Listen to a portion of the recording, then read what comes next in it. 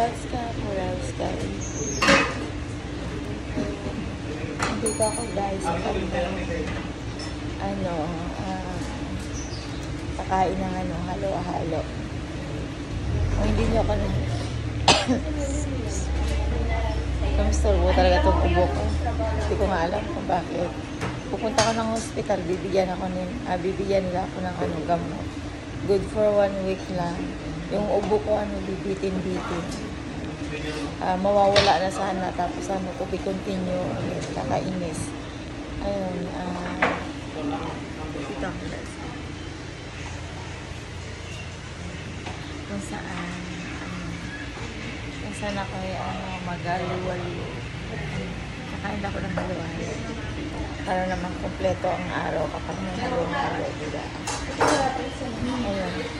At mag-grocery ako for my store.